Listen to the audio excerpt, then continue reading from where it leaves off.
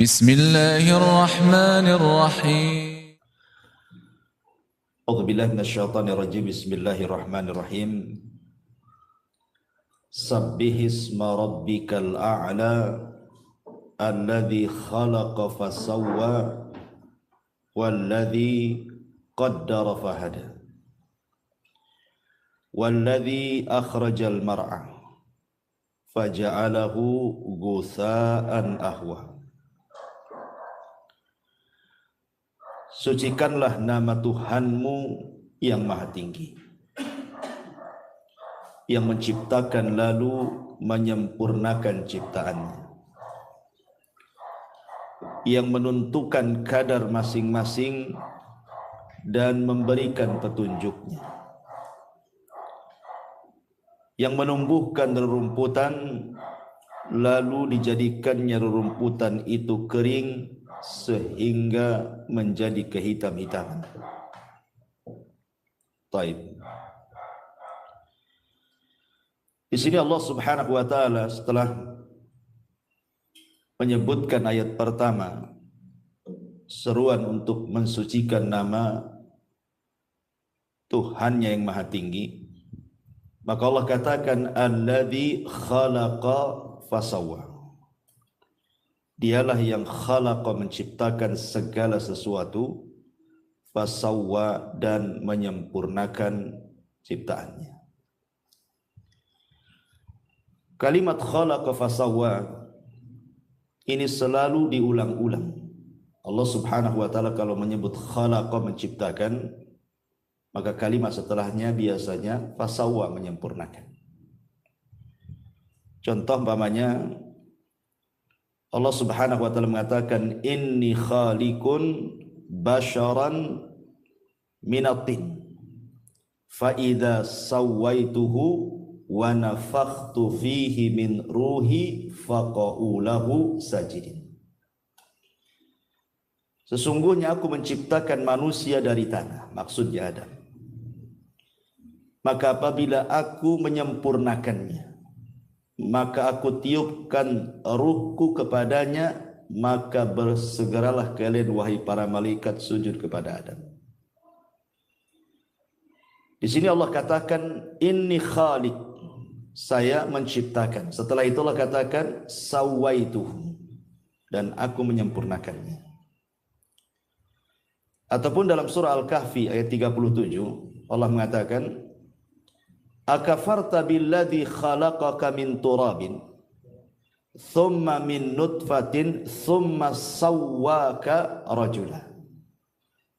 Apakah engkau akan kufur dengan zat yang telah menciptakan kamu dari tanah, kemudian dari setetes sperma, thumma sawwaka, kemudian Allah sempurnakan dirimu menjadi manusia.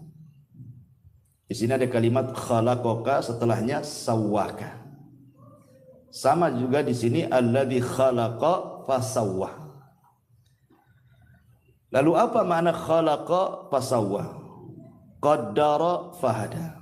Ini yang kita akan bahas sedikit di malam hari ini. Ma'asyiral muslimin yang dimuliakan Allah Subhanahu wa taala. Di dalam surah Al-Hasyr ayat 24 Allah Subhanahu wa taala berfirman, huwallahul khaliqu al-bari'u al-musawwiru lahul asmaul husna. Dialah Allah al-khaliq yang menciptakan, al-bari menyelesaikan ciptaannya, al-musawwir yang membentuk. Artinya tiga nama Allah Subhanahu wa taala ini proses pembuatan manusia dalam janin. Al-Khaliq, Al-Bari, Al-Musawwir. Ini tiga nama Allah menjelaskan tentang proses penciptaan manusia dalam janin. Dan kita tahu bahwa di antara kuasa Allah Subhanahu wa taala, ikhwan, Allah Subhanahu wa taala ketika menciptakan manusia itu dalam proses, tidak sekali ciptaan. Allah mengatakan wallahu khalaqakum atwarah. Dan Allah Subhanahu wa taala menciptakan kalian itu dalam tingkatan kejadian.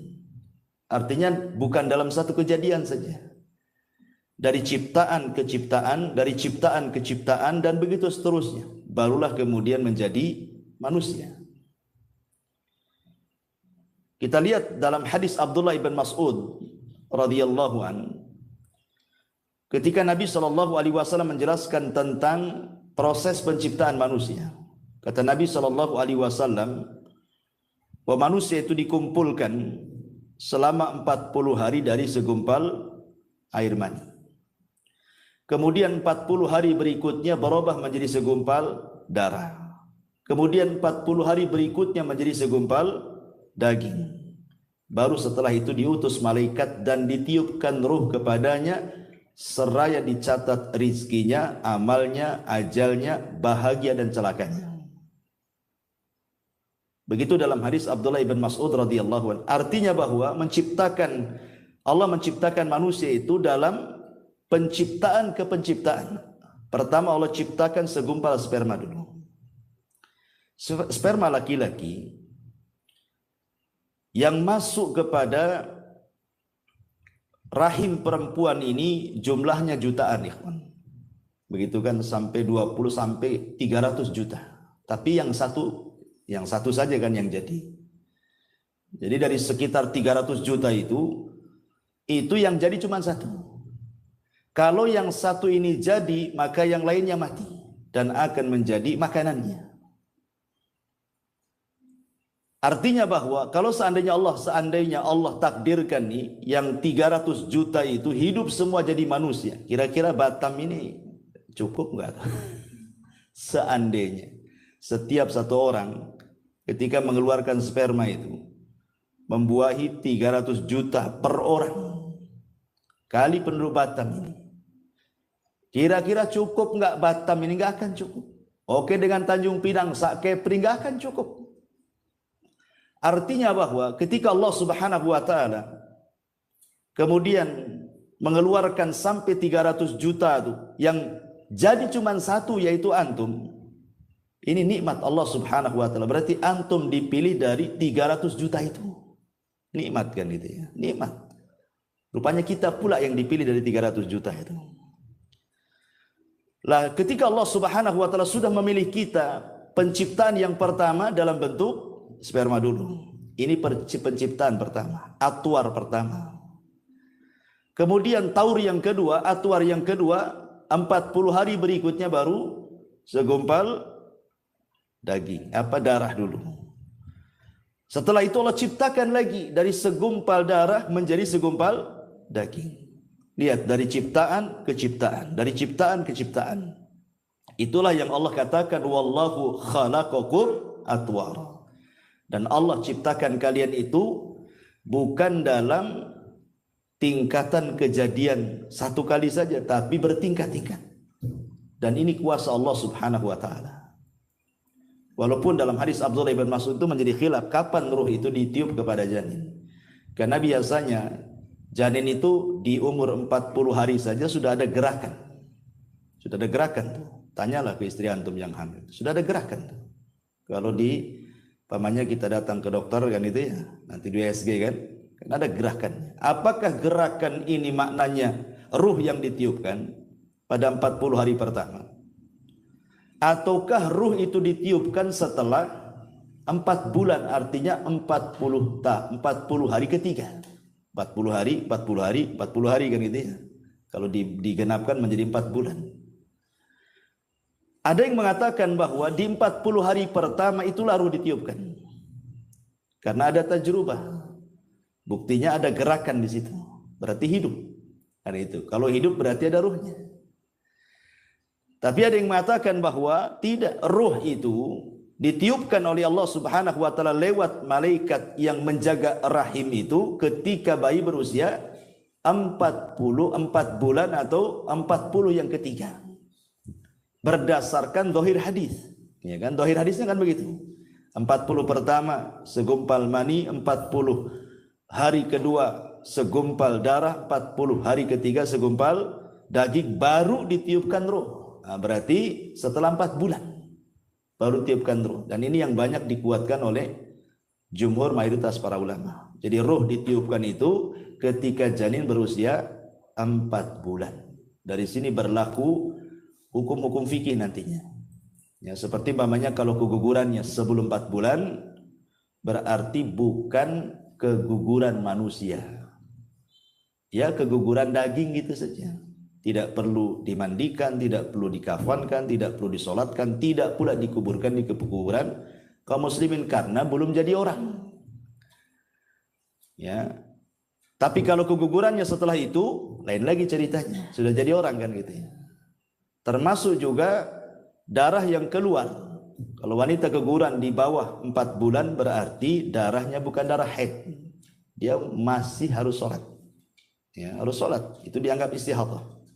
Tapi kalau kegugurannya setelah 4 bulan berarti kalau keluar darah itu dianggap nifas. Ya, berarti dilarang sholat. Nah, jadi harus dibedakan tuh. Terlahir hukum-hukum fikihnya. Itu kita tidak bahas. Ya. Intinya bahwa di sini Allah Subhanahu Wa Taala berfirman, "Wallahu khalaqakum atwara." Dialah Allah yang menciptakan kalian dalam tingkatan-tingkatan kejadian. Dari segumpal sperma menjadi segumpal darah, dari segumpal darah menjadi segumpal daging, barulah terbentuk manusia. Itulah musawwir namanya. Allah membentuk. Ada kepalanya, ada kakinya, ada tangannya. Baru setelah selesai dari penciptaan sempurnalah bentuk manusia. Itulah makna al-bari. Ya, bari itu kalau ada dalam bahasa Arab, kalau orang sakit kemudian sembuh, itu disebut bari'ah, dia telah sembuh. Gitu ya. Artinya kalau dalam penciptaan berarti sudah selesai penciptaannya, sudah terbentuk manusia. Makanya 3 nama Allah ini, Al-Khaliqul Bari'ul Musawwir, ini kejadiannya semua di alam rahim. Baru kemudian setelah keluar ke alam dunia, inilah yang disebut dengan fasau taswiyah namanya. Allah katakan di sini alladzi khalaqa fasawwa. Nah, baru kemudian terjadi taswiyah, penyempurnaan. Apa yang dimaksud taswiyah di sini, ikhwan? Ini kan arti secara bahasa saja, taswiyah gitu ya. Di sini diartikan lalu menyempurnakan ciptaannya. Lalu apa makna sawwa di sini atau taswiyah di sini? Untuk memudahkan sebuah definisi, saya akan buatkan contoh saja biar antum paham. Kalau antum punya mobil, antum bangun rumah, antum punya mobil, otomatis mobil itu harus ada garasinya. Kemudian antum buat garasi lebih kecil dibandingkan mobilnya. Kemudian mobilnya antum paksa ke garasi, hancur nggak rumah tuh? Hancur. Berarti garasi itu tidak taswiyah namanya, tidak seimbang dengan mobilnya. Harusnya kalau buat garasi kan harus lebih besar dibandingkan mobilnya. Mobilnya masuk, itulah baru taswiyah. Ya. Jadi para ulama mengatakan, jadi makna taswiyah itu ayyakuna syai' ala qadri hajatihi. Hendaklah sesuatu itu direncanakan sesuai dengan hajat kebutuhannya. Itu disebut taswiyah. Jadi kalau seandainya memasukkan, antum buat pintu rumah untuk antum masuk, enggak mungkinlah pintu itu lebih kecil dibandingkan orangnya kan itu. Harus lebih besar. Ketika kemudian pintu itu sudah pas dengan badan kita, dilonggarkan sedikit, berarti pintu itu sudah taswiyah dalam bahasa Arab. Sudah sawwa, sudah sempurna. Orang bisa masuk keluar. Lah manusia ketika keluar dari janin itu, ikhwan. Lihat bagaimana Allah Subhanahu wa taala menyempurnakan ciptaannya. Kita lihat bagaimana Allah Subhanahu wa taala samakan antara kedua tangan si bayi itu. Sama antara tangan kiri dengan tangan kanan. Panjangnya sama, jumlah jarinya sama. Tidak ada yang beda. Kemudian kakinya juga sama kan itu. Jumlah kakinya 2, panjangnya 2, jarinya juga sama, kukunya pun sama. Itu disebut taswiyah namanya, penyempurnaan. Begitu juga kedua matanya. Maksudnya kita bicara bayi sehat ya. Jangan pula bicara tentang bayi sakit ya. Bayi cacat itu kan keluar daripada keumuman bayi, karena umumnya bayi keluar sehat. Kedua matanya sama, kedua bahunya sama, tidak singsul sebelah gitu ya. Dan begitu seterusnya. Itu makna daripada sawwah namanya ya. Alladzi khalaqa fasawwah. Allah seimbangkan. Allah seimbangkan dengan hajatnya manusia tuh. Ma'asyiral muslimin yang dimuliakan Allah Azza wa Jalla. Baik kita rinci coba. Allah mengatakan dalam Al-Quran, wa fi anfusikum afala tubsirun. Dalam diri kalian itu ada tanda-tanda kuasa Allah dalam bentuk taswiyah Allah ketika menciptakan manusia. Allah buat sempurna, seimbang manusia itu untuk kemaslahatan kita semuanya. Kita lihat saja.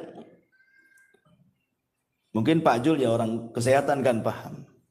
Kalau kaki saja itu tidak sama panjangnya, berarti ada masalah tuh.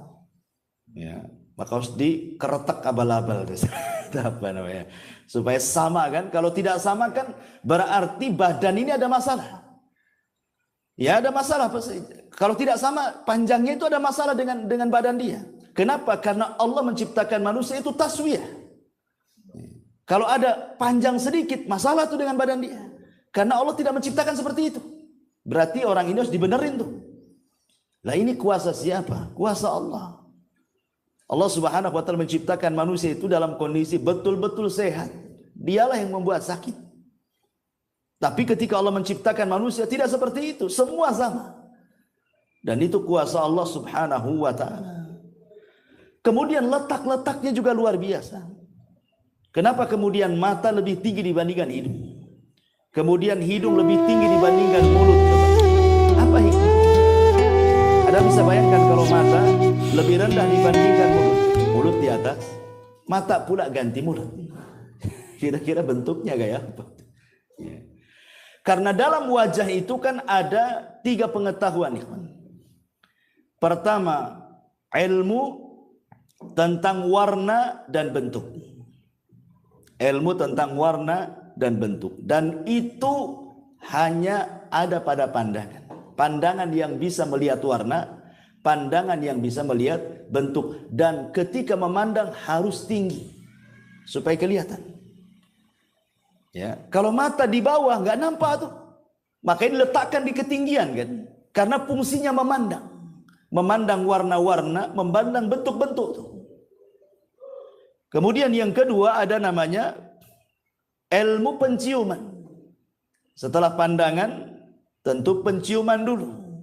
Dan itu hanya bisa dilakukan oleh hidung. Maka diletakkan hidung. Baru di bawahnya ilmu at-ta'mi. Ilmu at-ta'mi itu merasakan sesuatu. Manisnya, pahitnya, dan begitu seterusnya. Makanya Allah letakkan betul-betul sesuai dengan letaknya. Mata di sini, hidung di sini, kemudian mulut di sini. Kemudian bentuknya coba. Coba kelopak mata ini, ikhwan. Ini kan tipis ya. Kelopak mata kita ini tipis. Tapi bibir kita ini tebal. Kita balik seandainya. Yang tipis di sini, yang tebal pula di sini. Kira-kira antum bisa berkedip? Kalau seandainya di kelopak mata itu setebal bibir, gak bisa antum berkedip. Makanya Allah Subhanahu wa taala buat tipis tuh di sini kelopak mata itu, kulitnya. Dan bibir ini dibuat tebal supaya bisa bicara. Begitulah Allah Subhanahu wa taala betul-betul gitu ya. Taswiyah itu menjajarkan. Termasuk juga gigi kan, gerham sebelah kiri, gerham sebelah kanan, atas bawah betul-betul seimbang. Coba kalau seandainya yang atas besar, sebelah kanan, sebelah kiri kecil, macam mana kita mau ngunyah? Tidak bisa. Ya. Jadi ini kuasa semua, kuasa Allah Subhanahu wa taala yang memang Allah Subhanahu wa taala sudah buat sedemikian rupa. Makanya Allah mengatakan laqad khalaqnal insana fi ahsani taqwim. Sungguh manusia itu dibentuk dengan sedemikian rupa. Ya, luar biasa. Seperti namanya, kenapa tangan ini agak kering, basahnya sedikit gitu ya. Kaki lebih kering lagi, basahnya lebih sedikit lagi. Tapi kalau muka biasanya kan berminyak, basahnya lebih banyak kan itu ya. Nah, ini kan juga ada rahasianya. Karena memang kaki ini tempat berpijak. Ya otomatis juga harus ada minyak sedikit lah berkilo-kilo kan gitu. Jadi memang sudah diatur oleh Allah Subhanahu wa taala. Ini baru yang zahir ya dalam badan kita saja. Sudah sedemikian rupa ciptaan Allah Subhanahu wa taala, Allah letakkan luar biasa. Ya, telinga juga tidak besar separuh, ya sama seimbang. Mendengarnya pun subhanallah. Ketika kita mendengar loh, telinga kanan, telinga kiri, jangan cerita telinga sakit ya, telinga sehat ya. Itu sama saja. Tidak mungkin orang memanggil gitu ya, kata kanan itu manggil mau ngasih duit gitu ya. Kata telinga bukan itu debt kolektor. Tidak mungkin juga kan. Artinya kan tidak mungkin berselisih pandangan itu. Pandangan mata juga nggak berselisih. Tetapi dalam anggota badan tidak semua harus berpasangan. Seperti hati kan sendiri dia. Hati itu sendiri. Kenapa? Karena hati itu adalah raja. Dalam anggota badan kita itu harus ada rajanya. Hati kita itulah rajanya. Sebab kalau seandainya hati ada dua, masalah. Ya, kata hati pertama, langkahkan kaki kiri. Kata hati yang kedua, mundurkan kaki kanan. Kapan mau maju kan? Yang satu minta mundur, yang satu minta maju kan tidak bisa juga. Begitulah Allah Subhanahu wa taala letakkan setiap manusia itu ada pimpinannya. Hati kita itulah. Makanya Imam Dzul Qayyim mengatakan, al-qalbu kal malik. Oh, hati itu seperti raja. Anggota badan ini hanya ngikut saja. Ma'asyiral muslimin yang dimuliakan Allah Subhanahu wa taala. Kemudian Allah mengatakan di sini alladzi khalaqa fasawwa. Dialah yang telah menciptakan dan menyempurnakan ciptaannya. Kemudian Allah mengatakan walladzi qaddara fahada. Apa makna qaddara fahada? Di sini diartikan yang menentukan kadar masing-masing dan memberikan petunjuk. Ada yang mengatakan bahwa walladzi qaddara, setelah Allah Subhanahu wa taala mengatakan khalaqa, menciptakan manusia di perut ibu kita, kemudian menyempurnakannya. Kemudian Allah Subhanahu wa taala qaddar. Qaddar itu artinya qaddara makhrajal khuruj. Qaddara makhrajal khuruj. Jadi Allah Subhanahu wa taala takdirkan bahwa janin ini sudah diletakkan di mana dia letak, keluar dari rahim seorang ibu. Allah tidak keluarkan dari mulut seorang wanita. Allah juga tidak mengeluarkan dia dari lubang duburnya. Tapi Allah Subhanahu wa taala sudah mentakdirkan dia memang harus keluar dari situ. Ya, dari kubulnya. Dan itu maknanya qaddar. Kemudian fahada, setelah itu kemudian Allah berikan petunjuk untuk kehidupannya. Dia pun kemudian langsung mencari makanannya dari susu ibunya. Itu namanya qaddar fahada dalam satu penafsiran. Ada juga yang mengatakan bahwa qaddar di sini artinya qaddara rizqahu. Jadi setiap manusia itu sudah ditakdirkan rizkinya. Kemudian fahada, Allah kasih petunjuk bagaimana cara mencarinya. Dan ini penting ikhwan. Manusia ketika mencari rizki itu ada yang ekstrim kanan, ada yang ekstrim kiri. Yang ekstrim kanan, mereka menghabiskan semua waktunya hanya untuk mencari dunia, cari rizki saja. Otaknya itu duit saja. Itu yang pertama. Sehingga dia melupakan bahwa rizki itu sudah dicatat.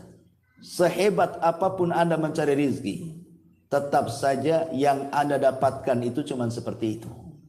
Kan sudah ditentukan rizkinya. Nggak mungkin bertambah, ya nggak mungkin berkurang. Artinya bahwa kalau kita paham bahwa rizki itu tidak mungkin bertambah, tidak mungkin berkurang, lah ngapain ngoyo-ngoyo gitu maksudnya. Pikiran kita ke uang terus gitu ya, malam siang, seolah-olah tidak ada waktu kecuali duit saja. Padahal yang didapati pun sesuai dengan yang dicatat Allah saja. Ini ekstrim ini.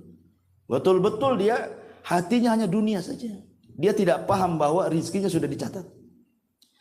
Yang kedua pula ekstrim kiri ini, sama sekali dia bersandar kepada apa yang dicatat. Kan Allah sudah takdirkan rizki saya, duduk sajalah saya di rumah.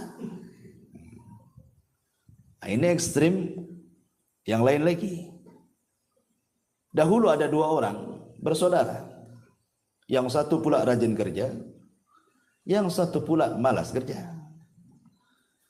Jadi yang rajin kerja ini mengatakan, "Kom, berdiri. Kalau engkau ingin makan, cari, berusaha, cari rezeki Allah Subhanahu wa taala." Kemudian kata saudaranya, "Tidak. Aku yakin rizkiku sudah dicatat, walaupun aku duduk di rumah." Kemudian saudaranya mengatakan, "Dasar orang gila," katanya. Pergi dia cari rezeki. Saudara yang pergi ini di tengah jalan, rupanya ada kebun orang. Kemudian ada pohon, batangnya pula keluar jalan. Di situ ada buah mangga. Ya. Jatuhlah buah mangga itu. Kemudian diambil dia. Halal apa haram? Ini kan sudah di luar kebun nih, udah ke jalan kan itu. Intinya diambil lah, jangan cerita halal dulu, haram dulu. Diambil, kemudian ketika mau dimakan, teringat pula saudaranya. Dasar orang gila katanya. Ya. Akhirnya dia terpikir, balik lagi dia. Kemudian dilempar mangga itu, makan. Tapi setelah itu berdiri, cari kau uang supaya kau bisa makan. Kata dia, tunggu dulu, saya makan dulu. Ini rezeki saya kan. Lihat, aku duduk saja dapat rezeki gitu. Coba, duduk saja dapat rezeki. Lihat bagaimana Allah mencatat orang duduk dapat rezeki kan. Bagaimanapun caranya, walaupun itu dongkol saudaranya, tapi itu rezeki dia sudah dicatat bahwa mangga itu milik dia. Walaupun caranya salah, tapi itu memang rezekinya sudah dicatat, dia makan mangga di situ. Artinya bahwa sehebat apapun manusia mengejar rezeki itu, maka rezeki akan segitu-gitu saja. Makanya dulu saya pernah ceritakan tentang kisah siapa? Ali bin Abi Thalib kan. Ketika ada seorang pengemis datang kepada Ali bin Abi Thalib, kemudian Ali menjanjikan akan diberikan beberapa dirham. Lupa pula Ali itu naruh uang di mana dia letakkan dirham-dirham itu. Akhirnya kelamaan jengkelah ini pengemis ini. Sebelum pergi mencuri pelana kudanya Ali. Pergi dia. Setelah pergi pencurinya, dapat pula dirham-dirham itu. Akhirnya keluar, rupanya sudah nggak ada itu yang mengemis itu. Tiba-tiba kemudian pembantunya Ali mengatakan bahwa lizamnya, pelana kudanya hilang dicuri orang. Ali mengatakan, ya sudah. Kalau sudah dicuri orang, mungkin dia rezekinya. Ambillah uang dirham-dirham itu, kau belilah pelana yang baru ke pasar sana. Mudah-mudahan dapat harga 400. Dikasih uang 400 dirham. Ke pasar dia. Kemudian adalah orang yang jual pelana. Ditawar, dapat pula 400. Pulang dia. Ketika Ali radhiyallahu anhu melihat pelananya, dia hafal itu pelana dia. Kata Ali, ini kan pelana kita. Yang dicuri tadi. Berarti kau beli dari pencuri itu katanya.